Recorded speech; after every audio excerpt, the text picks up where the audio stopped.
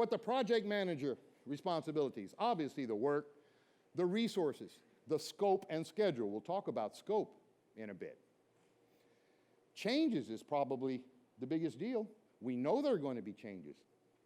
But I can't have the L1 come to me and say, we need to move this, this, and this because I got a problem here. I can't do that till I've checked with all my other departments, because what if I start a domino effect?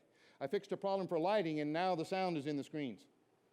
Or there's halos on the screens. Contrast ratio has gone to foofop. Oh, excuse me, I almost slipped there for a minute.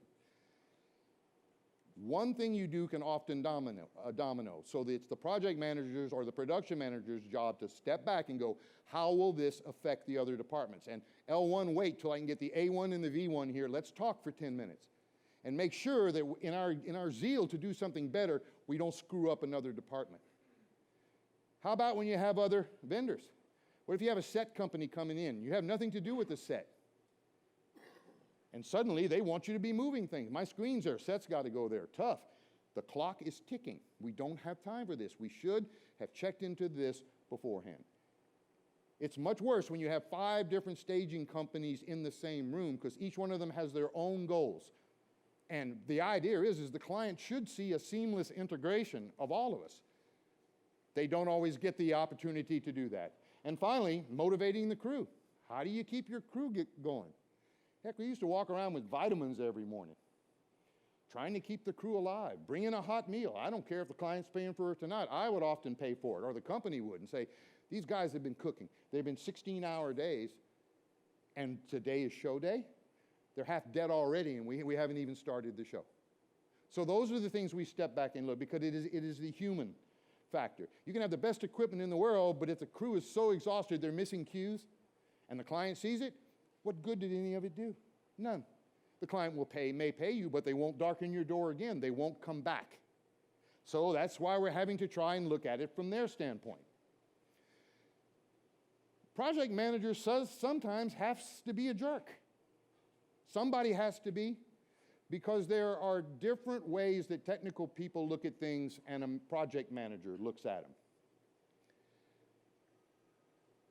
The technician seeks the optimal solution, the coolest, best use of their systems and their equipment. So to give the best impression, they're proud of their craft and they want it to look good. The project manager is more pragmatic. He or she is looking at, is there enough time to do this? Can it be reasonably done? So they look at it from different standpoints, which they should. The project manager say, Andre, you have a great idea to do this, but we don't have the time, and I'm afraid if we move this over here, we're going to run into a problem with this over here. Things we have no control over pop up. We'll set up an entire room for 10,000 people, and suddenly the building is rolling in bleachers at the back of the room. Now, everyone sitting on those bleachers is only going to see the top half of the screen. No one told us, and we didn't ask. Old Todd Rundgren song, you didn't tell me, I didn't ask, there's nobody left to blame. So yeah, I'm not worried about just how the stage is going. How the heck is the entire room going to be set up? And how could us not, or ignoring that, affect our presentation from the audience's point of view? A technician strives for precision. Precision is the degree of perfection. Accuracy is freedom from error. So even though you may have the best idea in the world of how to stage something or how to make a change that's better, the PM is the one that's going to have to decide, will this work and not screw something else up along the way? Technician deals with things, project manager deals with people. That's one of the biggest differences. But even that's going away, because in our CTS classes, we're almost doing Dale Carnegie sometimes. How to get along with people. Presenter got in, first of all, presenter got in last night. The airline lost his luggage. Didn't get his wake-up call at 6:30 this morning, and breakfast was cold. They walk into that presentation room with one shoulder forward, ready to kill somebody. They've had a bad day. We don't know that, and we say, we got a real jerks here this morning. Maybe they're not jerks. Maybe they have their own set of problems.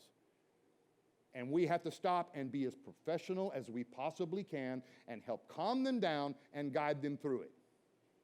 Technician focuses on processes, project manager on outcomes.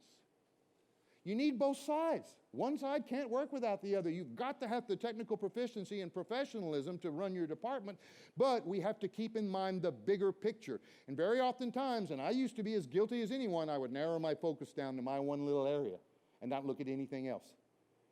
The train was coming down the tracks, and I didn't see it coming because I wasn't looking for it. Okay? Is my battery getting old? Technicians are famous for reactionary problem solving. Something goes wrong, we know exactly where to go to fix it immediately. But proactive planning is even better. And we're not going to talk about the closing phase of project management because this is part of a 3-day course that we teach at Infocom. What we are more considering is what mistakes did we make on the last show and how can we keep them from happening again? It's going to happen occasionally, but if you keep doing it repeatedly, your company has a problem. You're not going back and looking at what worked and what didn't work. And people say, well, there's no time. You know, man, no, we got through with one gig. We were unloading the trucks on Friday night, and we're loading the trucks again on Saturday morning. We had no time to go back. Sure you do. Things are going to quiet down eventually.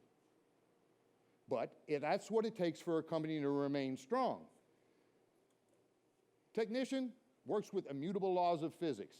I know that if I walk in front of that speaker column, the A1's going to get very upset with me, and y'all are all going to be complaining because I just blew your ears out with feedback. All righty? That's an immutable law of physics.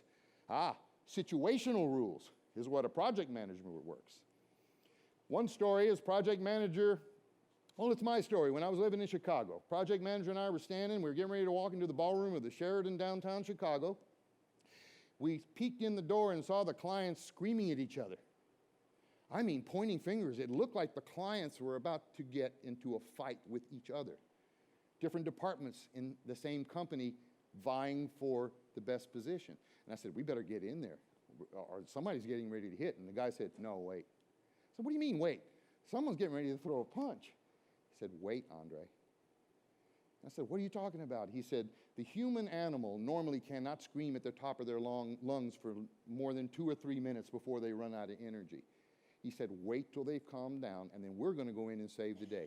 So we waited out there. Sure enough, people got tired of screaming. We walked in, and the PM looked at them, said, da, da, da, da, said 3 sentences, everyone smiled and went back to work. That was something, a valuable lesson I learned. Sometimes we are so conflict averse in our business. We're trying to support the client. We're trying not to say no if we don't have to, if the client has an idea. If it can be done, we will do our best to do it. But sometimes, folks, it's better just to shut up for a few minutes.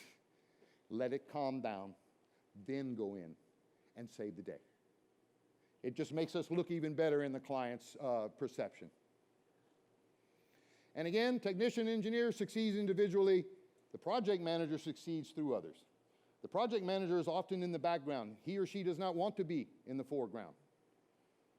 If the show went well and the client's happy and they're going to do repeat business, that is their success. That is their measure of success. Now, in AV, as far as staging, obviously, there's a time element involved.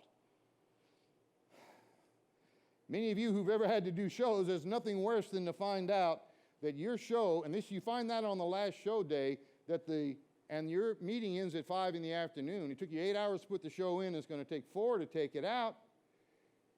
And the hotel has booked a wedding at 6 o'clock in the same room that you just finished at 5.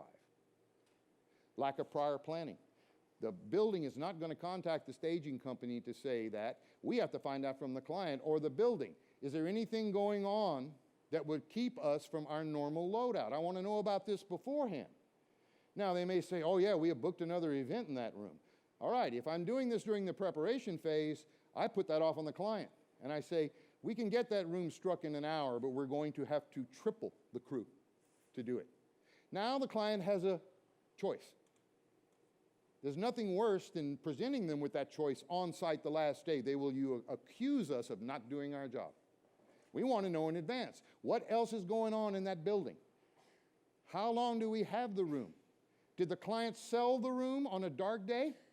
It's happened to us before. Got a dark afternoon where it's all in the breakout rooms, and suddenly you see that the building is going to put a luncheon in at 2 o'clock in the afternoon in the same room with all of your gear. If I find out that beforehand, I can make arrangements. There have been several times during my career that the client has sold the room back to the venue, but it was done, we asked during the site survey and the pre-show work, and we say, all righty, this is a simple luncheon for 100 people. Why don't we have all of our front of house gear on dollies? And when we're through at noon, we push all of our front of house consoles against the stage and put up a line of pipe and drape 12 foot tall. Everyone is happy. We don't have to strike the set and come back. The client gets to save a little money, and they go, thank you, staging company, for helping us find a way to save money. Because that's what they're as concerned about as anything, right? And I know all of this, what the heck does this have to do with technical? Very little. Although it does, and as I get more into the presentation, we'll probably talk about it. This is what we would like. A mature project. Wonderful. Scope of work is done. Everyone knows what's going on. Planning and preparation. Unfortunately, many shows end up being like this. And you know what? You can only run a crew like this for so many years. You're going to start losing people from your company. It's the first thing that starts to happen. You start killing your crew too much. We all know there's times when we all have to jump in and work our butts off to get it done. But if you make this the way of life of the company, you're going to start losing your best employees within a year because of the simple stress involved and lack of planning. There's nothing worse. Most of us can plan for a day. We know if we're going to start work at 8 in the morning and we're going till 10 at night, and we know that beforehand. Then we can measure ourselves. We can pace ourselves. There's nothing worse than finding out at 3 in the afternoon that you're not going to be able to go home at 5 or 6. Because many of you have families. Your kids' Cub Scout graduation is tonight. Now you can't make it. Now, there are always emergencies in which you can't do anything about it. But if this becomes a regular habit, your own crews will lose respect for you and the client will lose it too. This is all about human nature in many, many ways.